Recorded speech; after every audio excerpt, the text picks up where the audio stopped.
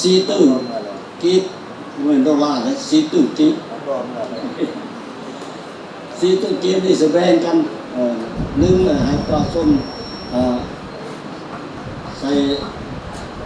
เอาให้เป็นเงินสดไปเตรียมไปซื้อเขาซื้อน้ำซื้อสิ่งที่นั้นจำเป็นต่อการครอบครัวที่ยุ่งยากที่สุดนั้นได้จะได้แล้วก็เอาจำลองกันก็แบ่งกันปั้นกันนอกจากนั้นเราไม่เอาเขาอยู่ในกล้องทึนขนาดฟุกเซิร์นนี่เราไปซื้อสังกะสีซื้อสิ่งที่อันนี้บริษัทไฟฟ้าขอให้ช่วยกันติดตั้งหรือว่าแป้งไฟฟ้าให้ประชาชนให้ฟรีสักคนครอบครัวได้ที่พวกคนงานนี่นะคันมุ้ยไฟฟ้ามันเหมือนได้เลิกเป็นอะไรจับกันแล้วก็น้ำประปาอีกเลยน้ำประปาพาขนาดไม่น้ำยุ่งอีกเลยเอาเราใส่น้ำประปาที่นกปลาสุ่มดูเมืองต่างๆอยู่บ้านต่างๆอยู่แต่ละหลังเรือนนั่นนั่นเป็นนั้นสิ่งสำคัญที่สุดนี่นะที่มัน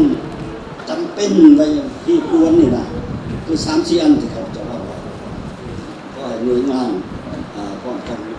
ลงมือเก็บกำข้อมูลเลยไปซอย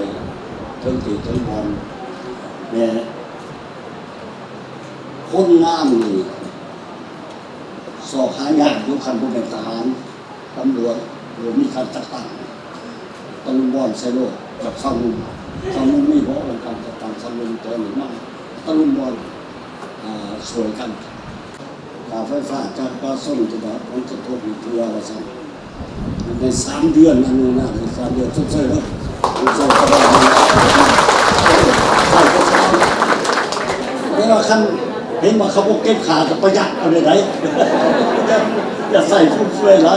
มันนักแค่บริษัทนะเอาเห็นว่าสิ่งนี้ใครจำเป็นอะไร